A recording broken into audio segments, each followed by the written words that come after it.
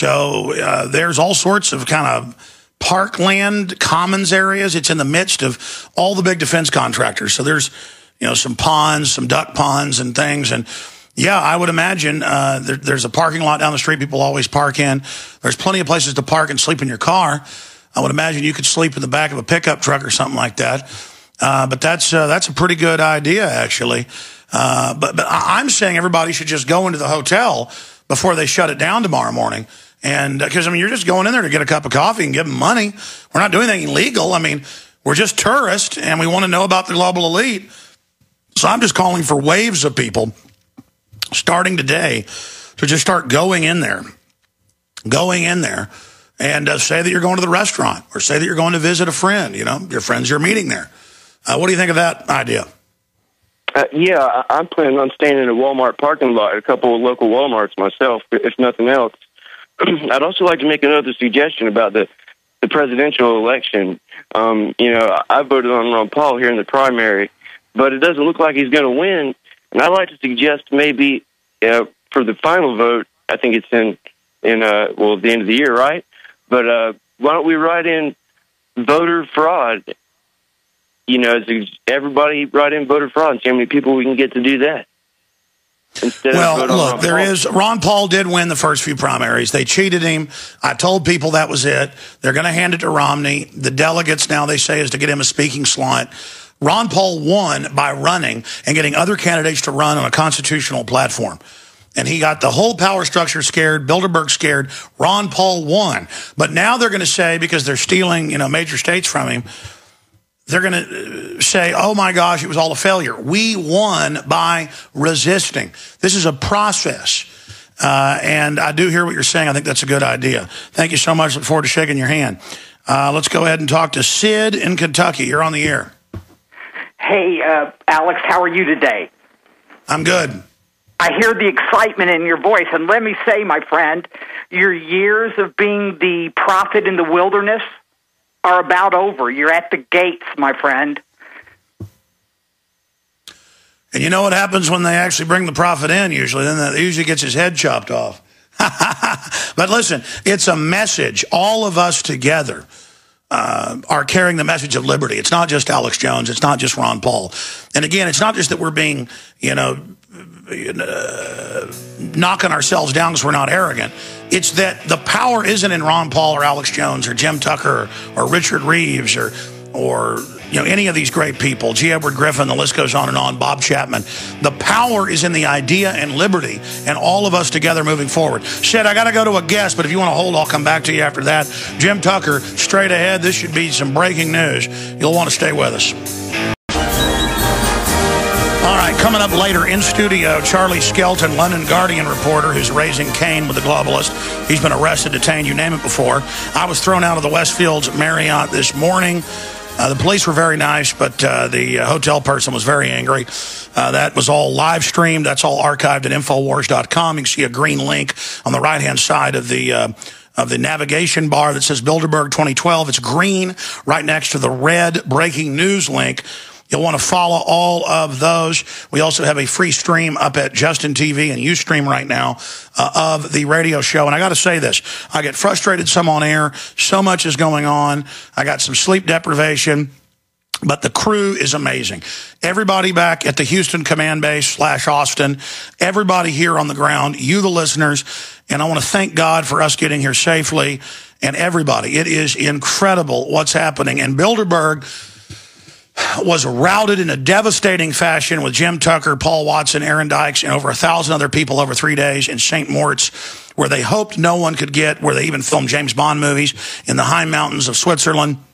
Bilderberg beside themselves, members of the EU Parliament beaten up trying to get in, members of the Swiss federal government, members of their Congress, it's got a different name, but that's what it is, thrown out. This is big. This is big. Well, this year's even bigger. Thousands are going to show up, ladies and gentlemen. I can't go in a restaurant down the street without listeners being in there. Any hotel I'm at, because I'm at a couple dodging the operatives. Not that I'm scared of them, but they will break in your room and stuff.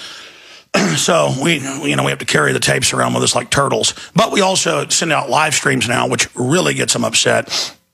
So all of that taking place. Just a recap, Jim Tucker, who blew this open first, I mean, Westbrook Pegler first did back in the 50s. And Tucker was a beat reporter doing sports and news, saw it, got into it. For 35 years, he's been covering it.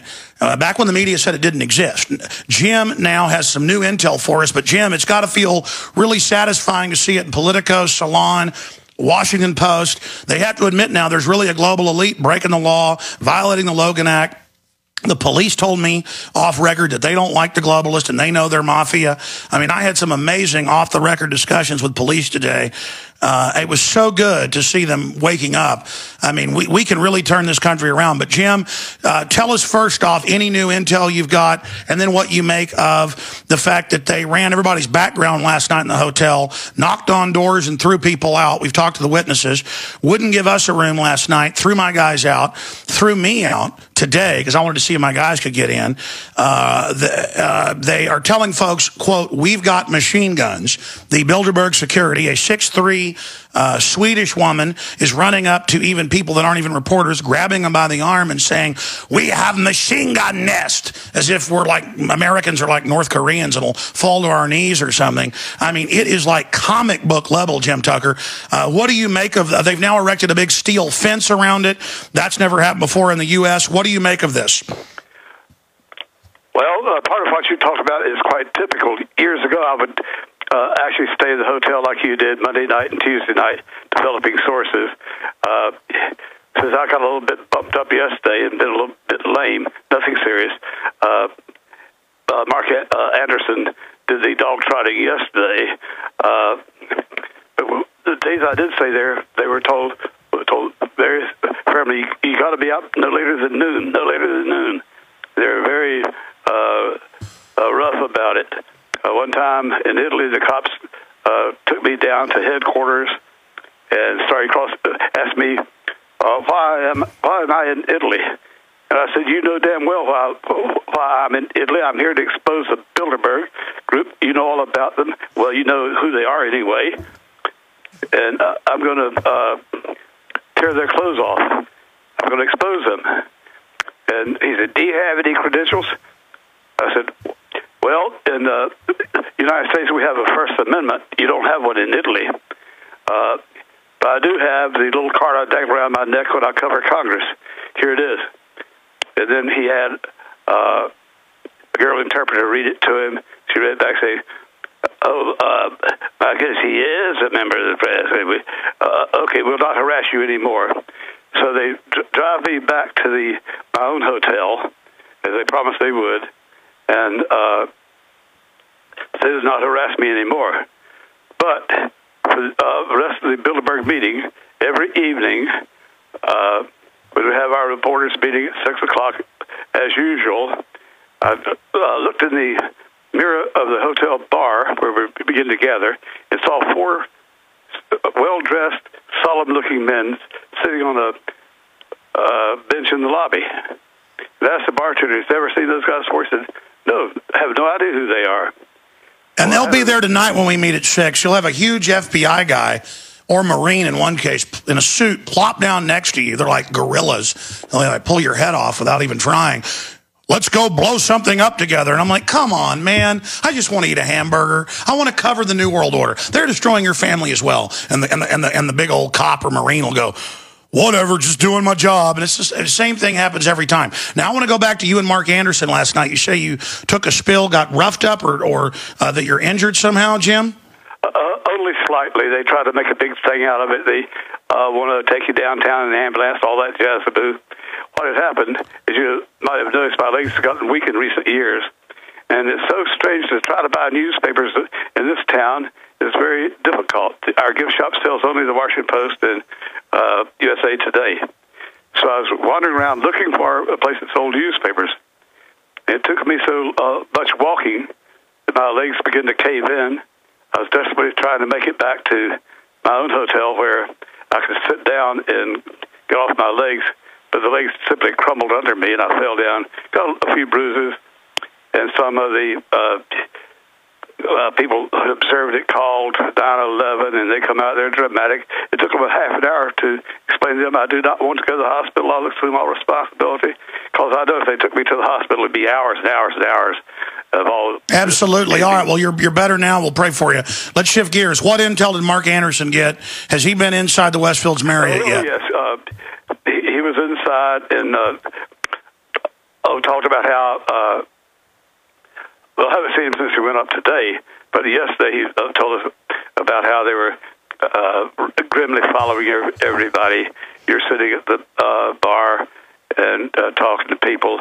They're sitting there to listen to make sure the customer doesn't do say anything, certainly not their personnel say anything to any stranger whatsoever. And, of course, the personnel are ordered to not look a Bilderberg boy in the eye and only speak to him if he speaks to you. So if David Rockefeller says good morning, you're allowed to respond, good morning, Mr. Rockefeller. Good morning. All those kind of little rules they have, they're enforced. It makes a real, like your experience today, on your experience, a little bit more interesting, I think. They're very grave, glum guys. Now, I remember that tall blonde broad. She was kind of good looking. Bad, but so you did see Shira. She's running around getting in everyone's face. I talked to one reporter who was just on her phone texting, and she walked over and grabbed her by the arm, grabbed the phone away, and went, "We have machine guns." Yes, they'll try to grab a camera. But I mean, what do you say? We have machine guns, and Americans are just supposed to crap their pants? I mean, I'm sorry. Well, more and more people are becoming aware. And that's why more and more congressmen and other public officials sometimes decline now, because they get mail and phone calls from their constituents saying Bilderbergers are a bunch of dirty gerties. Do you attend those meetings? And the guy says his mind effectively now, no. And then he calls up Bilderberg and says, I can't make it. In fact, over the years, they've acknowledged that's a political problem for a lot of Americans. And, of course, Americans are, as you mentioned, subject to the Logan Act, if it was ever enforced. The Logan Act has been expanded throughout the 20th century several times. It's not just a law passed in 1789 or something. It's still the law of the land. It was not repealed. It's also a very active law if we'd only enforce it.